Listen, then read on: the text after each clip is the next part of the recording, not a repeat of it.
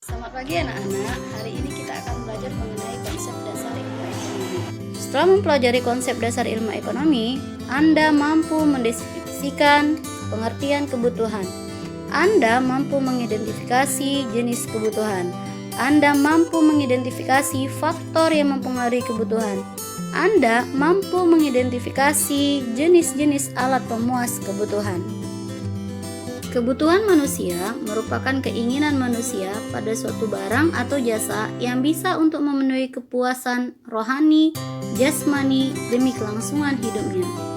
Apabila kebutuhan manusia dapat terpenuhi, maka dapat dikatakan kehidupannya telah mencapai kemakmuran. Oleh sebab itu, kemakmuran merupakan keadaan manusia di mana sebagian besar kebutuhannya dapat terpenuhi.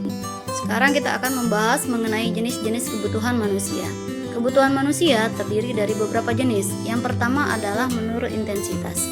Menurut intensitas, kebutuhan ada 3. Yang pertama adalah kebutuhan primer. Kebutuhan primer merupakan kebutuhan manusia yang pertama harus dipenuhi. Contohnya, sandang, pangan, dan papan. Yang kedua adalah kebutuhan sekunder. Kebutuhan sekunder adalah kebutuhan kedua yang dipenuhi setelah kebutuhan primer. Misalnya, alat elektronik.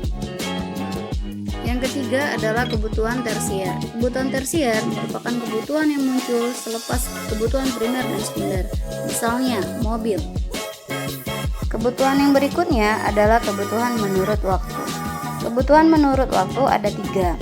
Yang pertama adalah kebutuhan sekarang. Kebutuhan sekarang adalah kebutuhan yang dipenuhi saat itu juga. Misalnya, makanan. Kebutuhan yang kedua adalah kebutuhan masa yang akan datang. Kebutuhan masa yang akan datang adalah kebutuhan yang dipenuhi untuk masa yang akan datang. Misalnya, tabungan atau perlengkapan bayi untuk ibu hamil yang akan melahirkan. Kemudian yang ketiga adalah kebutuhan yang mendesak. Kebutuhan yang harus segera dipenuhi. Misalnya, obat untuk orang yang sedang sakit. Kebutuhan yang berikutnya adalah kebutuhan menurut subjek atau pelaku. Kebutuhan menurut subjek ini ada 3. Yang pertama adalah kebutuhan individu. Kebutuhan individu adalah kebutuhan yang dipenuhi untuk diri sendiri. Misalnya, pakaian kita kita gunakan untuk diri kita sendiri. Jadi tidak boleh bercampur dengan keluarga yang lainnya. Kemudian yang kedua adalah kebutuhan kolektif. Kebutuhan kolektif adalah kebutuhan yang digunakan untuk kelompok. Misalnya, masjid untuk orang Islam, lalu gereja untuk umat Kristiani. Nah, yang ketiga adalah kebutuhan umum. Kebutuhan umum adalah kebutuhan untuk masyarakat umum. Misalnya, jembatan, rumah sakit, dan lainnya. Nah, sekarang kita akan membahas mengenai kebutuhan menurut sifat. Kebutuhan menurut sifat ada 2. Yang pertama adalah kebutuhan jasmani dan yang kedua adalah kebutuhan rohani. Kebutuhan jasmani merupakan kebutuhan yang diperlukan untuk keperluan jasmani seseorang. Misalnya, pakaian kita. Kemudian, makanan yang sehat. Yang kedua adalah kebutuhan rohani. Kebutuhan rohani adalah kebutuhan untuk memenuhi keperluan rohani. Contohnya adalah ibadah dan rekreasi. Nah, sekarang kamu sudah paham mengenai kebutuhan. Sekarang kita akan membedakan antara kebutuhan dan keinginan. Kebutuhan itu berbeda dengan keinginan. Kalau kebutuhan, sesuatu yang harus dipenuhi. Apabila tidak dipenuhi, maka kelangsungan hidup manusia akan terancam. Misalnya, makanan. Sedangkan keinginan sesuatu yang tidak harus dipenuhi. Apabila kita tidak penuhi, maka kehidupan manusia itu tidak terancam. Misalnya, saya ingin makan pizza. Kebutuhan sangat banyak. Ada beberapa faktor yang mempengaruhinya. Yang pertama adalah kondisi alam. Yang kedua adalah agama. Yang ketiga adalah profesi. Kemudian yang keempat adalah status ekonomi dan sosial. Lalu yang kelima adalah faktor adat istiadat. Indonesia terdiri dari beberapa suku dan adat istiadat. Hal ini mengakibatkan kebutuhan yang sangat banyak. Selanjutnya adalah faktor usia.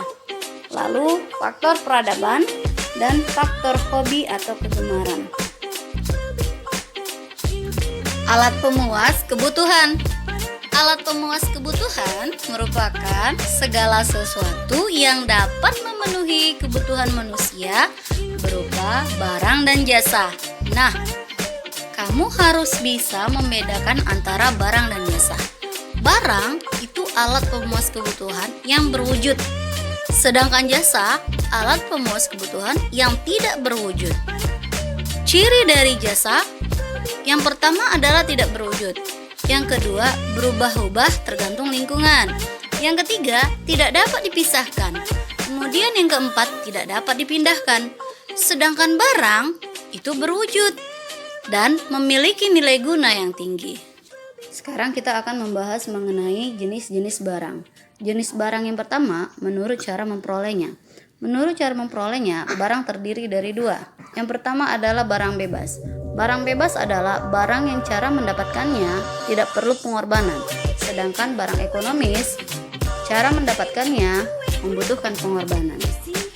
Kemudian berikutnya jenis barang menurut bentuknya. Menurut bentuknya, barang terdiri dari dua. Yang pertama adalah barang tetap, yang kedua adalah barang bergerak. Barang tetap merupakan barang yang secara wujud fisik tetap bentuknya. Sedangkan barang bergerak adalah barang yang secara wujud fisik tetap bentuknya tetapi dapat berpindah tempat. Kemudian barang menurut cara pengelolaannya. Menurut cara pengelolaannya, barang terdiri dari tiga. Yang pertama adalah barang mentah. Barang mentah adalah barang yang langsung diambil dari alam. Kemudian yang kedua adalah barang setengah jadi. Kalau barang setengah jadi ini, barang yang sudah diambil dari alam kemudian mengalami pengolahan, namun belum bisa digunakan. Yang terakhir adalah barang jadi. Barang jadi adalah barang yang sudah diolah dan siap digunakan. Yang berikutnya adalah barang menurut hubungan dengan barang lain. Barang menurut hubungan dengan barang lain terdiri dari dua. Yang pertama adalah barang komplementer atau barang pelengkap. Barang pelengkap adalah barang yang digunakan untuk melengkapi barang yang lain. Misalnya, remote TV dengan baterai atau jam dengan baterai. Kemudian yang kedua adalah barang substitusi. Barang substitusi adalah barang pengganti. Barang yang digunakan untuk menggantikan dengan barang lain namun kegunaannya sama. Misalnya, apabila tidak ada nasi, jagung pun jadi. Yang berikutnya kita akan membahas mengenai kegunaan alat pemuas kebutuhan. Alat pemuas kebutuhan terdiri dari beberapa kegunaan. Yang pertama adalah kegunaan dasar atau disebut dengan elemen utility. Yang kedua adalah kegunaan waktu atau disebut dengan time utility. Lalu yang ketiga adalah kegunaan tempat atau disebut dengan place utility. Nah, yang keempat adalah kegunaan bentuk atau disebut dengan form utility. Dan yang terakhir adalah kegunaan hak milik yang disebut dengan ownership utility. Sekarang kita akan membahas mengenai biaya peluang.